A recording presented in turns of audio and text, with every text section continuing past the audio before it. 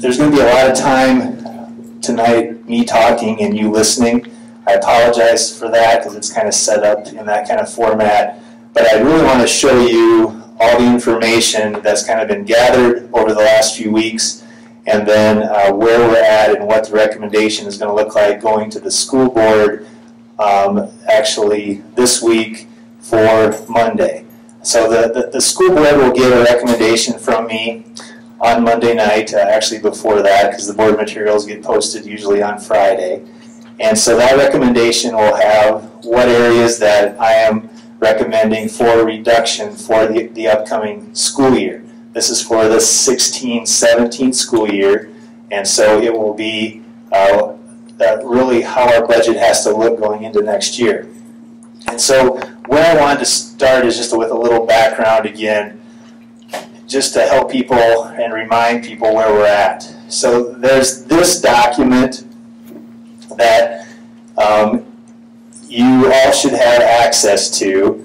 I sent it out to the parents at one point in time. I'll send it again, but I'm also, we sent it to the Long Range Planning Committee, and then also Lowell just sent it out to the School Improvement Advisory Committee too. So everybody should have this document in their email, and there'll be a link that you can click on and look at it. So it's a document that's public. It's actually, you can get it from our website as well. If you go to our website and you go down a little ways, you can see this little link that says Budget Reduction Process Announced. If you click on that link, you'll see this explanation, and then it's a click here for more information, and that's the link that also gets you to the exact same document. So it's been there. I don't really think people have been studying it, but I'm not really expecting anybody to, but just know it's there. And so if people are wondering, or even if they don't, if they aren't a parent and they don't get an email from me over the next day or so, it's also available if grandparents want to go look at it, or anybody like that, it's there, it's available. So just know that's out there, all that information's there.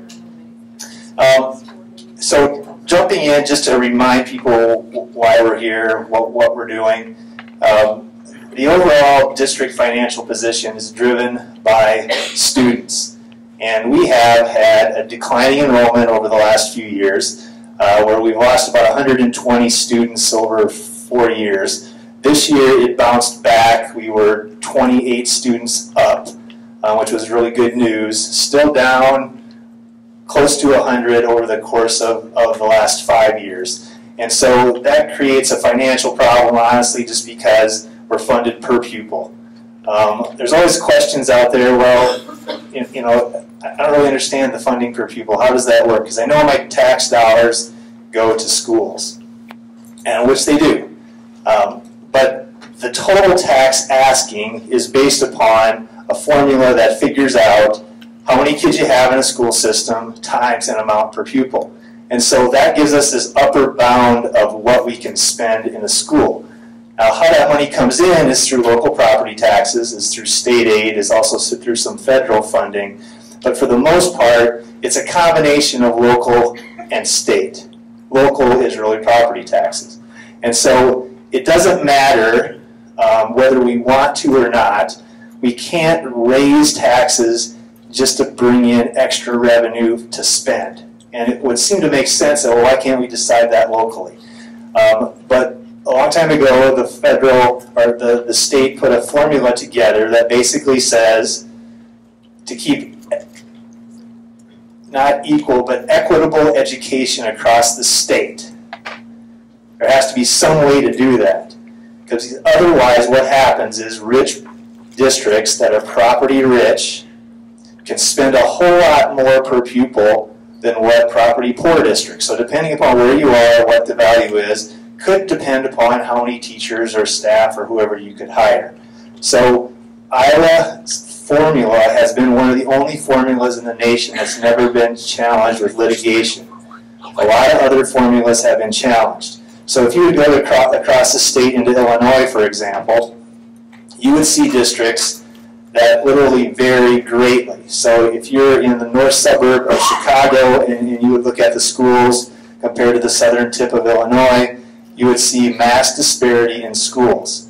And it's because how much property they have, the wealth of the community, and honestly what they can spend. So the spending difference in Illinois from Chicago suburb to southern Illinois is like two times different.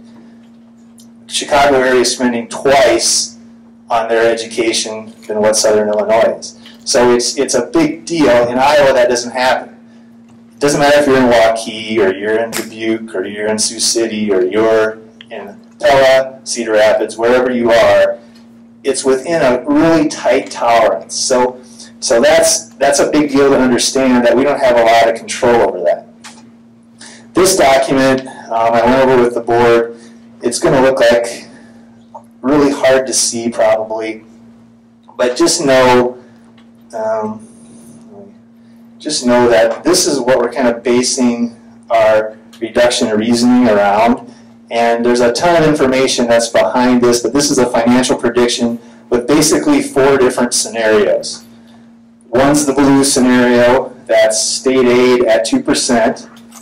One's the pink scenario over here, which is state aid at 1%. And then there's these 2 other scenarios in the middle, reducing $450,000 of additional cost with a 2% supplemental state aid, and reducing $450,000 at 1%. So basically all you have to do is look at this and to see the differences. That if we were at pink, where state aid's 1% and we don't reduce anything. Now when I talk about reductions, I'm talking about additional reductions from just our early retirement. So this scenario has our early retirement in it already. So the district is going to save about $620,000 just on early retirement. So that's a huge deal, because we knew we'd have to make a pretty sizable reduction this year, but $620,000 of that comes from retirees.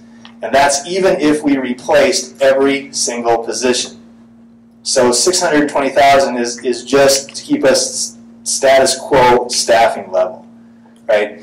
Then we go into, so what if different things happen? And so when the governor talks about how much money they give schools, 1%, 2%, it makes a big difference, because blue, you can see up here in FY20, which is fiscal year 20, that's the 1920 school year. So 2019-2020 school year. If we got 2%, we're at 3.2 million of reserves. If we're at 1%, we're at about 1.7 of reserves. So the scary part for me as a superintendent is that in the end, I don't know where that's going to be. The state hasn't even set it for next year yet. They will this year. It'll take them a long time to do it. There'll be a lot of haggling, posturing, and in the end, we'll probably end up with something, but it may not be any better than what we got for this year, which was 1.25. So I don't know where that's going to be. But just know that it makes a big difference. So our real financial position is going to be somewhere between 1.7 and 3.2, basically within 4 years. So right now, this is where we're at right here, fiscal year 16. So this is where we're saying in the 15-16 school year, we're going to end up with about $5 million worth of authority, spending authority. And that's banked over many, many years. And so notice how quickly it goes, how the numbers at 1%, where they end up. Now, they drop very quickly. So in 1 year, we're overspending, and we hit. And that's with the same staff level. So we know the staff level has to be changed. And so the board set a goal a week ago, I guess yesterday, to have a $450,000 reduction in addition to what we already have taken through early retirement. So we have $450,000. And what I'm proposing is that $300,000 of that comes from the budget packages that we're going to talk about tonight. Another $150,000 is going to come through some shifting of dollars in TLC, teacher leadership and compensation.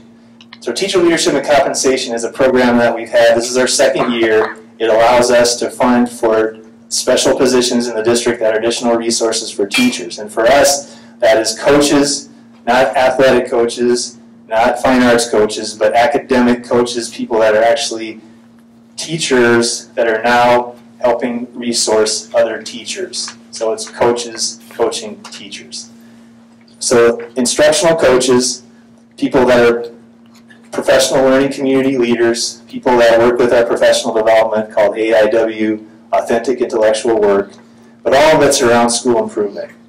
And also our mentors are in there as well. But in the end, just know that we're going to shift some funds into there, about $150,000. So in the end, between the combination of the $300,000 that you're going to see tonight and the TLC move, that will save our $450,000 and basically get us into one of these yellow-orange ranges, or excuse me, green-yellow ranges. That might be colorblind.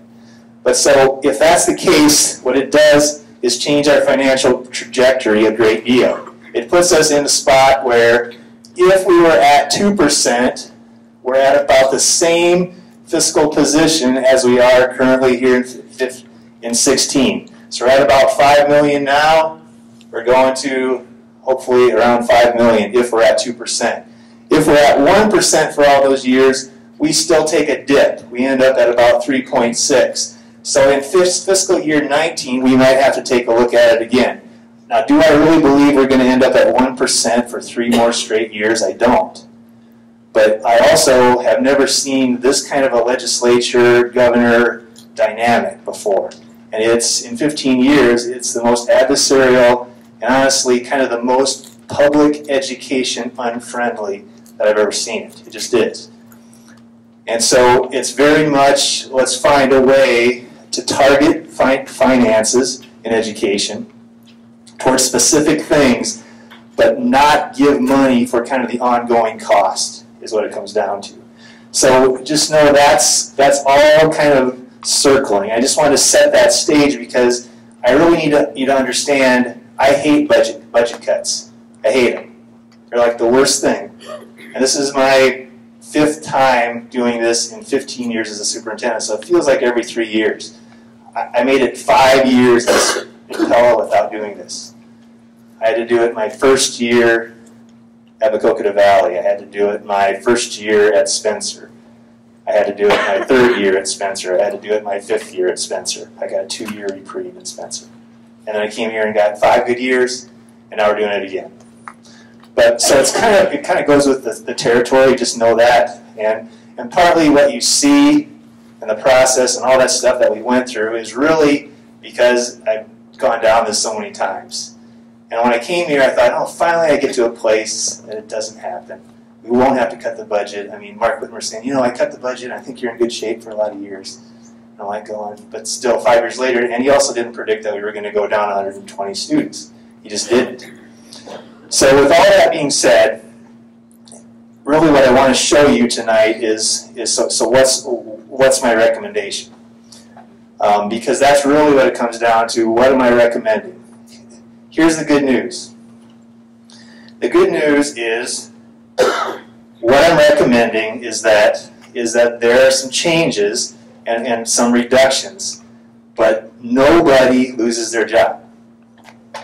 So through what I'm recommending, there are no loss of jobs. There are loss of positions, but there is nobody losing a job through this. So there are some people that have supplemental contracts that might lose some money. There's some things that people will maybe do things different or be in a different position, but because of attrition, because of what we can do through retirements, nobody loses a job. So before we get into this one, though, the document I want you to look at is this one, because this is really my lens as I look at this. I think it's important for you to understand how I'm looking at this, because it's important. So it's just considerations for superintendent reduction recommendation. The first thing I look at and I think about is, so is there a student program or class offering change because of this reduction? So if I reduce this area, what happens to class offerings and what happens to student programs? That could be extracurricular, it could be academic, anything. Anything that we've offered, that's my number one thing I'm looking at. That's first. Second thing then is, does it create reasonable class size? It may not be the same as the class size we've always had, but is it reasonable? All right, so that's 2. Number 3, what does it do to student supervision and support of programs? So does making that cut create a really difficult thing for student supervision or program support? Number 4, does it supply support staff adequate building and district operation? So can we have enough support staff to make things work?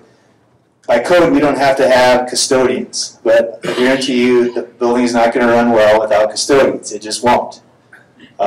So there's things you need as a part of any system. Number 5, then I consider retiring teachers or support staff that could be covered through other staff. And then the last thing is really how does it compare to other schools? How do we compare? Because in the end, my budget is still the same in Pella as it was in any other school system that has the same number of kids. It really is the same. And people don't always get that. They're like, well, can't we spend more money because we're in Pella? Not really. So my budget is very similar. I have a smaller budget than Oskaloosa. I have a little bit bigger budget than Knoxville. I have a lot bigger budget than Linville-Sully. I have a lot bigger budget than Twin Cedars. I have a smaller budget than Waukee and Ankeny and Southeast Polk and West Des Moines. But just know that it's still per pupil, so we're stuck with that. And that's hard for people to understand because people will say, well, you got all that money in Pella. I'm like, oh, really? And where is all that money? Well, we have great support, unbelievable support. Through fundraising, through donation. I mean, Vermeer, Pella Corp, PPI, businesses on give us things and give us money. And it's awesome. So yes, we have a lot of things because of that, but our core programming is no different. It just isn't. We actually get less title money than most schools around us because we have smaller numbers of free and reduced lunch kids. That's not our fault, it's just the way it is. So we have less money that goes towards that stuff. So just know that so when I first got this job, people said, well, how's things in perfect Pella? Which always was very offensive to me because I'm like, seriously, you don't think we have any problems? That we got nothing wrong here? You know, but the perception is out there that everything is perfect in Pella. And just know that, because it is. And I perceive that the same way. That's part of the reason I applied for this job, because I thought, well, it's going to be perfect there, so I will come, but not really. You know, I knew better than that, but what I would say is that people still have the perception that we've got it pretty good here. And actually, when I look at all our programs and the great things we've got going and success, we do have it good here. I mean, I'm like the biggest cheerleader. But I also want to be a realist and say, yes, but we have challenges. We're going to. We have tough kids to deal with at times. Not every kid is a straight A student and, you know, is doing everything perfect. And, you know, the leader of the band and the, you know, the leader of the show choir and the star on the football team and the star on the volleyball team or whatever. So just know that we've got our challenges too. And so that's the lens that I just wanted to share. So what you see here is this document, and this is the document. I'm going to give you this document, so you're going to have it. I'm going to pass them out. That'd be awesome. Help me. So this document, I just give it to you, hard copy. I will put this on as a link, so you'll have the electronic link to this too. I'm just going to give it to you this way to start out with. Because, and really my intent is to just be very transparent about what we're going, where we're headed, what we're doing. I apologize to those long-range planning committee members that felt a little offended by me having a staff meeting before this meeting. I really didn't mean it to do that way, but so I moved the staff meetings to tomorrow morning and tomorrow after school. So this is the first that anybody's getting this information, with the exception of my administrative team. So they got it yesterday. But so this is going to be my recommendation. So what you see here is a lot of information, and it might be a little confusing, but I think you'll clear it up pretty quick. But basically, as you look at the top, and you'll get the electronic link to this, it lists them from the lowest priority on top to the highest priority on the bottom. Highest priority meaning the one thing that we want to keep above everything else. And this is just basically the way that in the end I looked at the long-range planning rankings, I looked at the administrator rankings, and then I looked at my lens and said, okay, how does this fit? So we'll walk through these, and I'm going to talk to you about each briefly. But what I point to you is this column over here that says action required for this package, because there's some action required. So these numbers that go across here, the orange is the long-range planning. And so the number is its ranking. So out of 71 packages, the long-range planning ranked that one 71. And that is Wednesday after-school childcare. So that's 71st. That was a 71st package. The administrators ranked that one 68. So again, both of them fairly low in the priority. And so it's a $7,000 package. We would reduce it. The action required would be to probably offer this service on a fee basis to parents. It would give them that option to pay for it if they wanted it, if they wanted to use it. Hand in hand with that one is the second package, which is transportation, taking those kids home after those Wednesday early outs. So not after school's done, but after the early out, the 90 minutes is over, and then driving them home after that. So again, those packages are kind of linked together. Again, long-range planning, 68, 66 on the administrators. So what I want you to realize is that these percentages are how many times that was selected as a priority. So 11.59% of the time that was selected as a priority over something else. Right? 16.48% of the time it was selected by the administrators as a priority over something else. So that's what those percentages mean. So that's all the feedback that all of you gave. Now, I thank you very much for the people on the long-range planning committee that did that work, because even though my ranking didn't count, I went through and did it just to see how long it took me. And it took me about 3 hours and 15 minutes to do it, because I just timed it and kept track of it.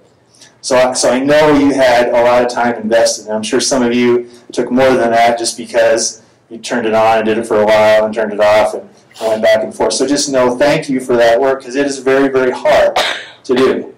Now, the good news is that the last time I did this in my other district, I had 63 choices, and we did it with these big, huge sheets of paper, and they made little circles and had to count all their circles. And so thank you to the technology department here that made this a lot faster, because that was slow. Because it wasn't hard circling them all, but then you had to go through and count them all. And then if you miscounted, it was like, oh, darn it, I got to the end, and I'm missing 5 things. You know, and so then they'd go back and count over. You know, it was crazy. So this made it really, really nice. So Jim Edgton and Ben put that together, and so thank them, because that was way helpful. So those are the first two. So then the third one recommending is middle school lunch supervision. The middle school lunch supervision, middle school is really the only building that has somebody paid to do lunch supervision right now. So that one is something that actually is money going into some of our staff's pockets. That by them not having that package anymore, they're without those dollars. They are. So that would have to go. If the action required would be required, probably lunch supervision would need to be kind of a rotation between staff, and the administration would have to deal with it. So just know that's the consequence of that package not being there. Science, we were already kind of there, moving towards science being taught back in the classroom for K-3 teachers, and this kind of speeds up our timeline. But Jim Oliver's retiring, so this one's a gray one. The ones that are gray means they're taken through attrition. So those have attrition, and it means that Jim Oliver is not being cut because he's retired. So his position would just not be replaced. So that's again a $52,000 savings. We already have about $30,000 of savings in their early retirement. The 52 would be not hiring his replacement. So that was already planned. That again, if you look at the rankings, 69 and 62. So summer band and orchestra lessons, ranked at 67 and 70. Probably one of the hardest ones I wrestled with. But in the end, I looked at some comparability because there was an attrition here. And I said, okay, so what do other schools do? And I actually put on your link in this budget information here. Also a link that says comparable size school information. And you can look through that. There's a lot of information on there. We surveyed and actually called schools to find out what they had, what they did. It's got numbers of staff for different areas, that we just thought would be important. The bottom line is that half of the schools for band give summer lessons, half of them. Half of them don't. But what I would say is our band's better than half of the bands on that list, or pretty much all the bands on that list. Again, perfect in Pella. But we have a great band program, and part of that is because they've fostered those young kids and got them into the program and continue to do that over the summer, encourage practicing, even though people know that not everybody practices as much as they're supposed to. It gives them some accountability. So in the end, I said, well, I think lessons are important. How can we have some sort of a savings there? And so I actually talked to the band ladies and gentlemen yesterday, lady and gentlemen. And basically what we went to is to pay summer lessons on an hourly basis the way we do other summer school things. So we would still have it. There would be some savings there. I'm guessing maybe around $2,500. Not a lot of savings, but a little bit of savings, and still save lessons. We could have went to a for-pay-for-lesson situation. That could have been a possibility. And parents pony up the money. They find a way even if they can't afford it. But I wasn't ready to go there. I just wasn't. And so for good, bad, or indifferent, you could disagree with me. I'm recommending to still have summer lessons, but go to an hourly basis with the band instructors. Now, do they like that? No, because it's taking money out of their pocket. It is. I mean, let's face it, that's what that means. But in the end, it achieves their goal in terms of what they're trying to do with students. So that one was a hard one to wrestle with. But again, I feel good about that because of different reasons, because of programming offerings and also being able to look at kind of what our other comparable size schools do. Next one, you can look at 66 and 69. It was ranked Student Assistance Team Coordinator. The middle school was again the only school that had a person that was paid to do that job separately. So again, it was kind of a low-hanging fruit. You can see how it ranked out. We will still have a student assistance team coordinated by somebody. It'll be a combination of the middle school principal, dean, and counselor. It's a very small package, but again, it is something that actually no other school has. Summer AD assistant. This one mostly affects Dale and the high school administration. So Dale Addie's our high school AD, and during the summer, he actually doesn't have a 12-month contract. Probably more than you need to know, but because he doesn't have a 12-month contract, we still have sports going on all year in athletics. We got things happening. So who covers those things during the summer? Do we just kind of let softball and baseball, go to their own devices? Well, no. So there'll have to be a way to figure this one out. Again, you can see how it ranked out. Do I like this one? No. This is not money out of Dale's pocket. It's money out of Joe Birch's pocket. Joe is our summer AD help, and he's been doing that for a few years and does a nice job for us. But again, you can see how it ranked out, and so I'm recommending that we take it and not have it anymore. We find a different way to cover. So when Dale's gone, when he's on vacation, we're going to have to step up, and other people are going to have to cover those things.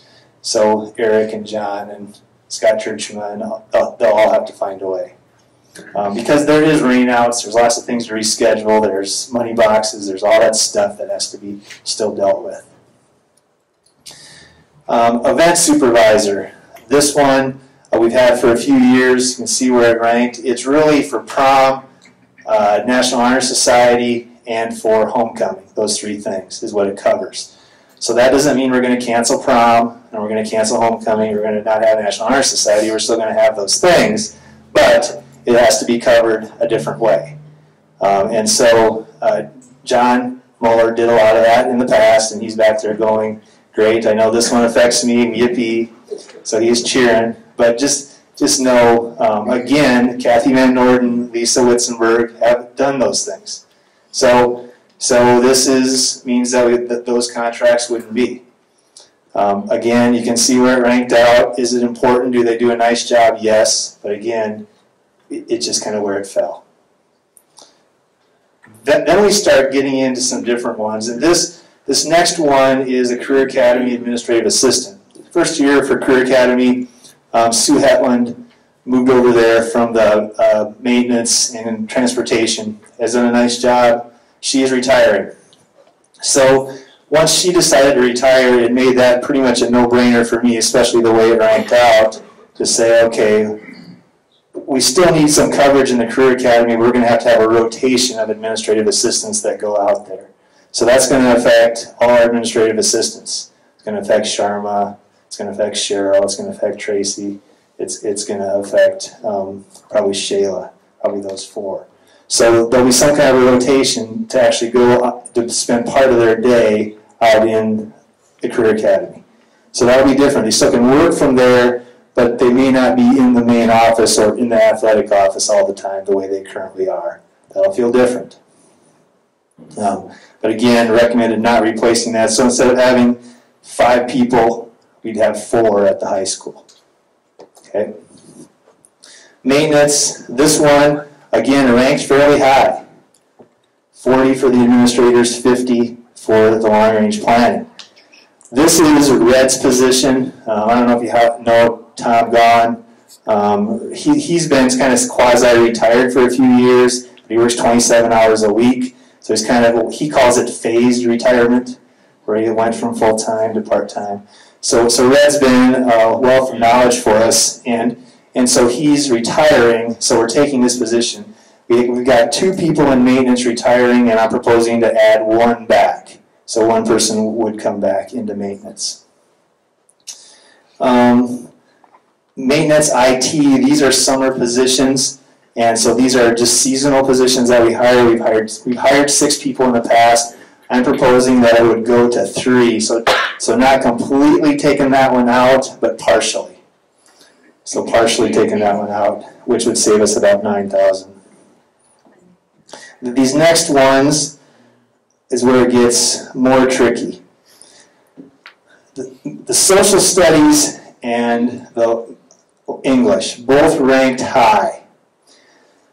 But after talking about class sizes and talking about offerings, we can still not affect the middle school and high school offerings at all, and affect class size in a way if we bring these partially back. Not full-time, but partially, each half-time. They're both a retirement, so Carl Korver and Gina Lynn, that's those 2 positions. And so if we bring them back as each half-time, we'll still be able to cover everything we need to cover based upon class sizes.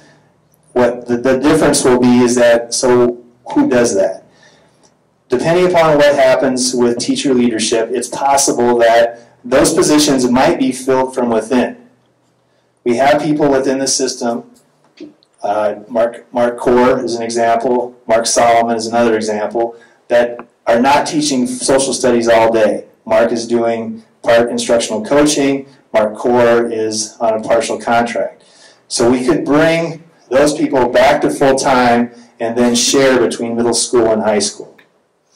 Or we could hire a language arts social studies that's middle school endorsed and have them do that as a job together. That would also be a possibility. So we have some flexibility there, see where that goes.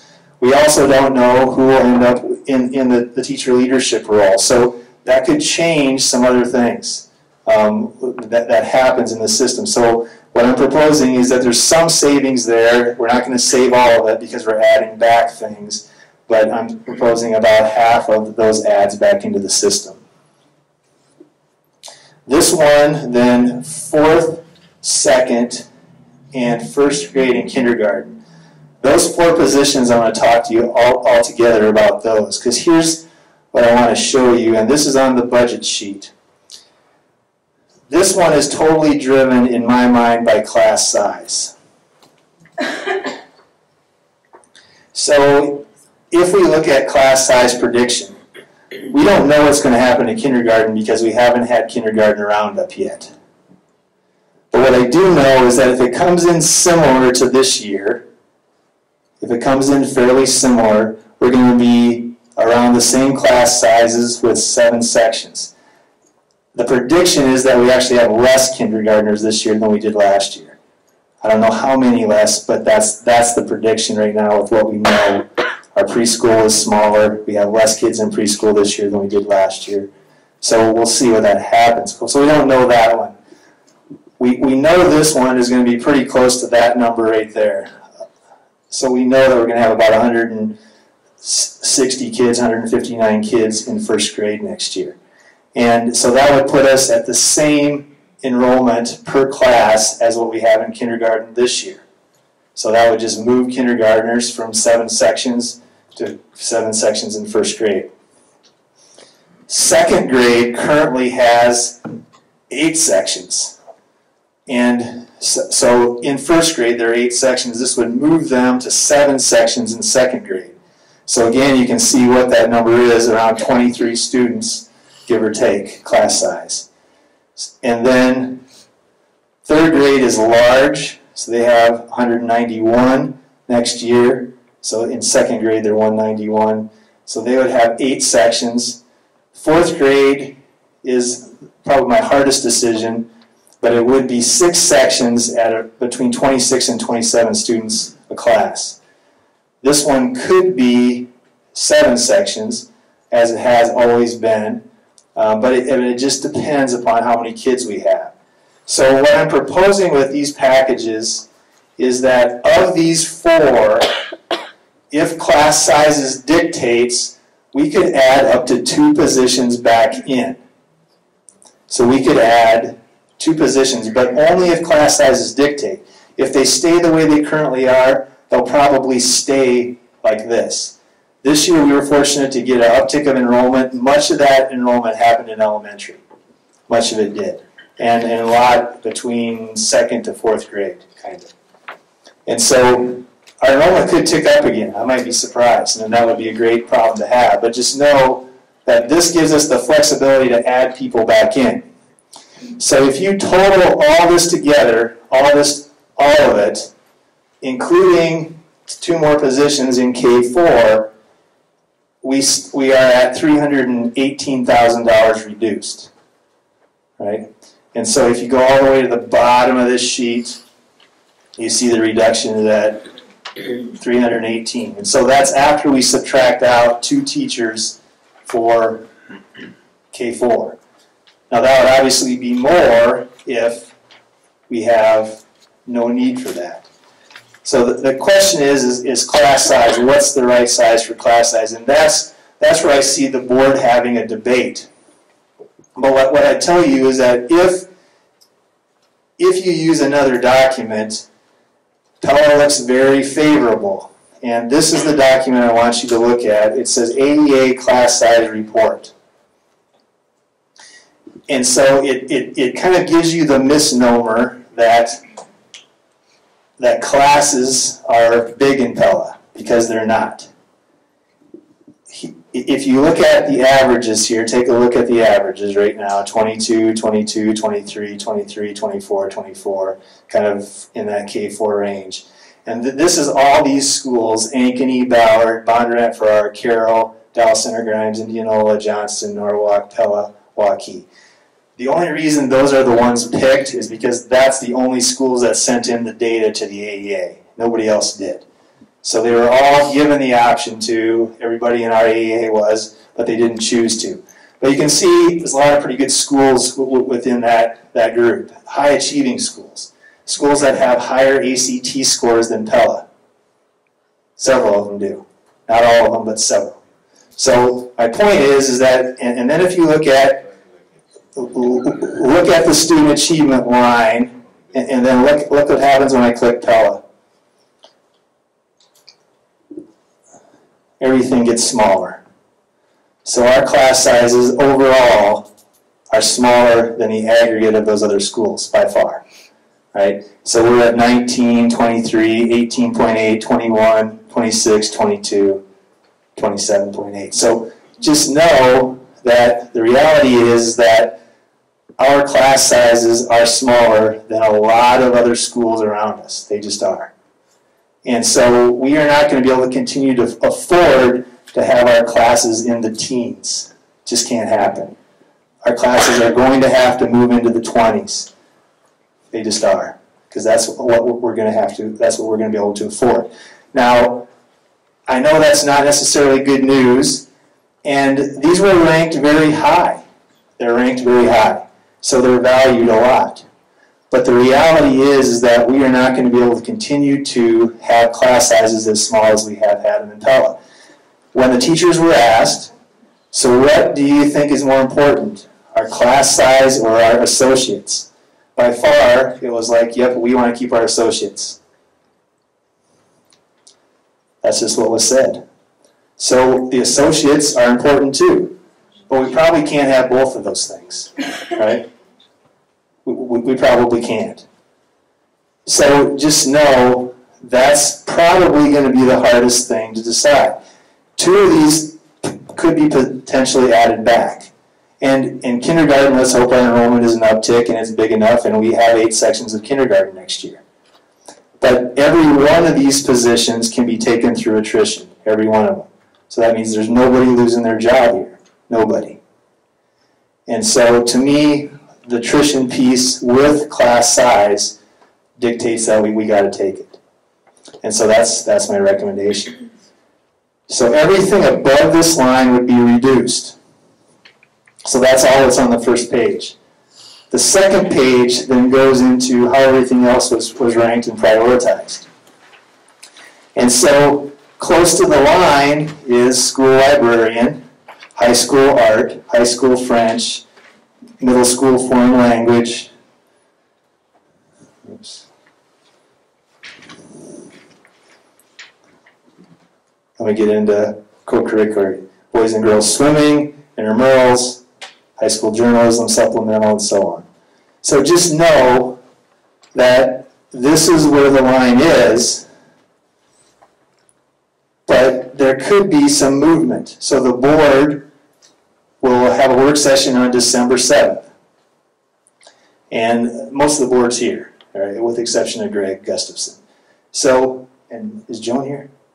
Joan's not here. Yeah, she's at the school board convention. So we have three of the board members here. So just know that next Monday, I'll be sending, well, this week I'll send this out to the parents. I'll inform them that there's going to be a public hearing on the 23rd, which is next Monday at 7 o'clock in the auditorium.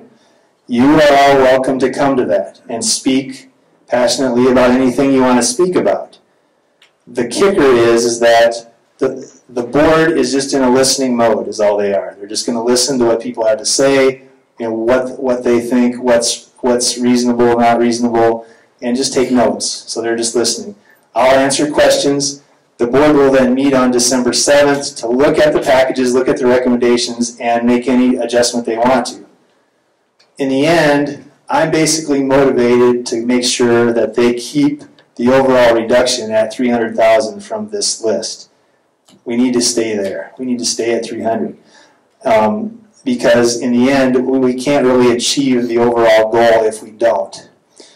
But what I tell you is that through all of this stuff, you have some people losing some dollars. You just do. But you don't have anybody fully losing a job. And so to me, with the reduction that we have, with the number of people, with the amount of money that we had to find, this was about as clean as I could make it without taking out people that are actually wanting to be employed here next year. So it's a lot of information, and I realized that, and I knew I would have to talk a lot to you, but what I would encourage you to do is to look at the information on that budget sheet. You've got the links to that. I'll link up this document that I had up there that you're holding in your hands.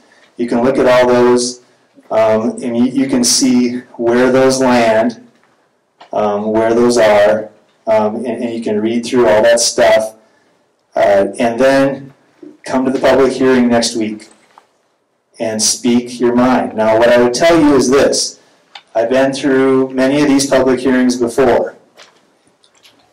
Be careful what you say at the public hearing, because you can't unsay it. Okay? Can't unsay it. You just can't. So, a community is judged by how they react in tough times. You as an individual are judged how you react in tough times. You just are. And if you say something willy-nilly that you regret later, you can't undo it, especially in a public place where everybody's listening. So I would just caution you, and I'll caution everybody at the meeting next week too, because if this remains to be a respectful conversation, you can have a difference of opinion, which is fine, because I guarantee you every one of us that ranked these packages would have ranked them different. Nobody ranked them the same. We just didn't.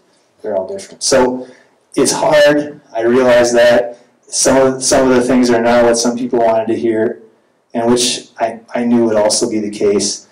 But after having lots of conversation with different people about things, I think this is the best recommendation I can put on the table. So just know, talk to your building administrators, for those of you that are teachers or staff. Talk to me if you want to, but just know this is going to be my firm recommendation. So I'm not changing my recommendation. I'm not tweaking it. Nothing's going to change. It's going to be, this is the way it's going to be. It's moving forward. It is as it is right now, and it'll go to the board this way. But certainly the public hearing is meant to hear those things that are out there, because there'll be other things. But the reality is that you just have to think about this in terms of, so how does this impact, what does this do? So look at the information, talk to people about it. We will we'll have that public hearing, and I'll send that out to staff, parents, and so on. So, questions that you have at this point about any of the processes? Are people clear on what's going to happen, what's going to be done? I know we're only an hour in. I didn't expect this to be a long meeting. I just wanted to show you the results, show you my recommendation. Here's where it's going. The staff will see this over the next 2 days. Well, basically tomorrow, I guess.